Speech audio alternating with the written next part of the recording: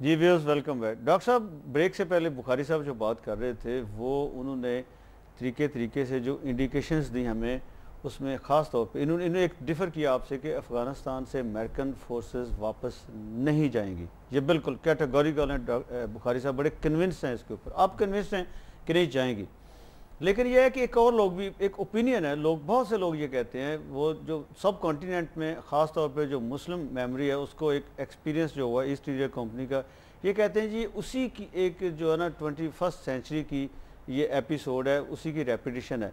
और वहाँ पे बैठ के अमेरिकन अब आस्था वहाँ पे अपने आप को प्रोटेक्ट करने के चक्कर में जो नेबरिंग स्टेट्स हैं उन पे सर्टेन वो कंडीशंस लगा रहे हैं। वो जब पूरी नहीं होगी तो वो उसी चक्कर में, जैसे ईस्ट इंडिया कंपनी का जो पैटर्न है, वो आगे अपने आप को एक्सपेंड करते जाएंगे। ये ऐसा आपको इस सारे में कुछ डिज़ाइन नज़र आता है?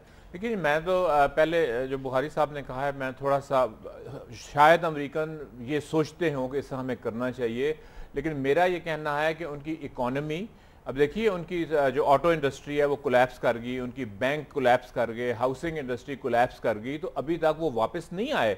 वो एक बहुत बड़े क्राइसिस में है। $3 ट्रिलियन उन्होंने चाइना से कर्जा लिया हुआ है, जापान से उन्होंने $1.5 ट्रिलियन कर्जा लिया हुआ है, जिसका वो सूद बढ़ता जा रहा है हर साल। तो उनकी कोई इकोनॉमिक हालात अच्छी नहीं है। दूसरी बात यह है कि लेकिन डॉक्टर साहब, एक चीज़ जो अमेरिका के बारे में मैं मतलब डिफर यहाँ पे सॉरी वो करना चाहूँगा, वो ये कि अमेरिका बेसिकली वो एक इकोनॉमिक स्टेट है ही नहीं, वो तो एक मिलिट्री स्टेट है। शुरू से उसने जो अपना सेकंड वर्ल्ड वॉर के बाद जब उसने रोल एज्यूम किया है एज फर्स्ट वर्ल्ड के जो लीडर के तौर पे, तो उसने तो हमेशा वो रोल है उसमें अगर देखें तो जो उसके मिलिट्री या सिक्योरिटी इंटरेस्ट हैं उनमें उसमें रख के अफगानिस्तान में उसकी प्रेजेंस को देखें तो वो तो उसके बरकरार है। मैं आपके साथ बात ये कहूँगा कि वो आपने जो बात की उस वक्त ड्राफ्ट था। ड्राफ्ट का मतलब है कंपल्सरी मिलिट्री की रिक्रूटमेंट थी जब वियतनाम में शुरू हुआ है। इस वक्त कोई अमेरिका का सदर या कांग्रेस जुर्रत नहीं कर सकते कि अमेरिकी यूथ को कहें कि आप ज़बरदस्ती आके फ़ौज में आओ।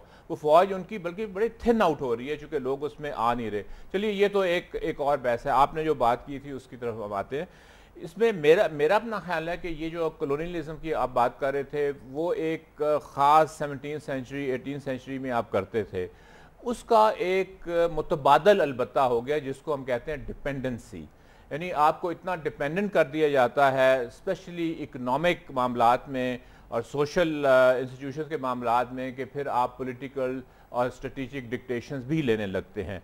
तो ये बिल हमें ये दिखाता है कि आप डिपेंडेंसी की तरफ जा रहे हैं। आज ही चाइना के एक स्कॉलर आए थे, तो उनसे जब मैंने सवाल ये किया था कि आप इस सारी चीज़ को कैसे देख रहे हैं, तो उन्होंने साफ कहा था कि हम चाइना ये पसंद नहीं करता कि पाकिस्तान अमेरिका का डिपेंडेंट बन जाए, क्योंकि हम पाकिस्तान को एक एलाई समझते हैं। हम समझते हैं कि पाकिस्तान को आज़ाद होना चाहिए, अपनी मर्ज़ी से उसको अपनी पॉलिसीज़ बनानी चाहिए।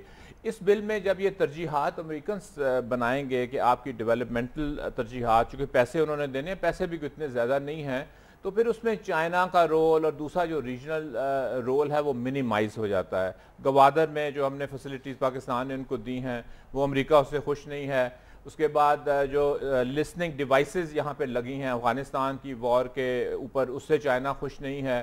तो इसलिए ये भी हमें देखना होगा कि हमने डिपेंडेंसी का जो सिंड्रोम में हम आएंगे तो जो हमारे एक्चुअल जेन्युइन दोस्त हैं और एलाइज हैं उनके साथ हम भी अपने आप को परे करते चले जाएंगे, जो पाकिस्तान के नेशनल इंटरेस्ट में नहीं होगा। डॉक्टर साहब, मैं ये पूछना चाहूँगा कि आज जो फॉरेन मिनिस्टर की स्पीच थी वो पार्लियामेंट में एक डिबेट चल रही थी, उसके ऊपर वोटिंग नहीं हुई। उन्होंने आके वहाँ से जो सुना आके उन्होंने एक्सप्लेन कर दिया और एंड दैट्स ऑल। तो इसमें हमारी जो पार्लियामेंट की सॉवरेनिटी है वो कहाँ आपको नज़र आती है? डिसीजन मेकिंग में उसका जो रोल है वो कहाँ पे नज़र आता है?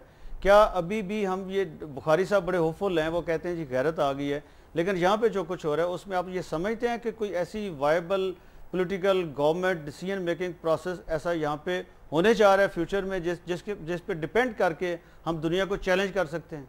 हमें देखें 2009 जो है ये मुख्तलिफ ज़माना है। पहले आपने बात की कि पहले भी होता आया है। पहले ना इलेक्ट्रॉनिक मीडिया था, लोग जो हैं उनको बिल्कुल ला इल्म थे। तो अब तो घर घर में लोग डिस्कस कर रहे हैं कैरी लूगर बिल और उसके सारे, और अभी भी आज भी हम इस पे बात कर रहे हैं, तो अवेयरनेस बहुत है। यहाँ पे हमें दो पैरेलल नज़र आ रहे हैं। एक तरफ तो हमें अवाम नज़र आ रहे हैं, लोग नज़र आ रहे हैं, पब्लिक ओपिनियन मेकर्स नज़र आ रहे हैं इंक्लूडिंग मीडिया। दूसरी तरफ हमें नज़र आ रहे हैं जिनके पास हुकूमत है वो एक बात करना चाह रहे हैं, अवाम जो हैं वो दूसरी तरफ जा रहे हैं। तो इसलिए ये भी एक हेल्दी साइन है। लेकिन डॉक्टर साहब सारे कुछ को लोगों का प्रेशर, मीडिया का प्रेशर, पार्लियामेंट में शोरों होगा, उसके बाद एक स्पीच फॉरेन मिनिस्टर की और सारे कुछ के ऊपर उन्होंने मट्टी डाल दी। तो यहाँ पे आपको कहाँ नजर आता है कि लोग इतने आया पावरफुल हैं या मीडिया इतना पावरफुल है तो अपने को असर्ट कर सकते हैं? लोग इतने पावरफुल हैं कि उन्होंने जो ये मूवमेंट चलाई और उसके जरिए फिर 18 फरवरी का इलेक्शन हुआ और उसमें हुक्मरान पार्टी हार गई।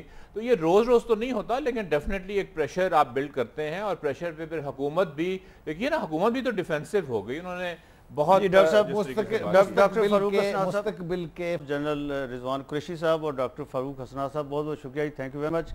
व्यूअर्स, आपने देखा इसमें जो ख़ास चीज़ एक नज़र आती है वो ये है एक नेशनल स्पिरिट, पैट्रियटिज़म, और ये ख़ास कि किसी तरीके से हम अपने पाँव पे खड़े हो सकें और डिसीजन मेकिंग हमारी जो है वो अपने मामलात को हम खुद नपेट सकें। हमें किसी फॉरेन असिस्टेंस की ज़रूरत नहीं होगी अगर हम अपने फ़ैसले खुद कर सकेंगे और अपने आप को खुद मैनेज करने के काबिल हो जाएंगे।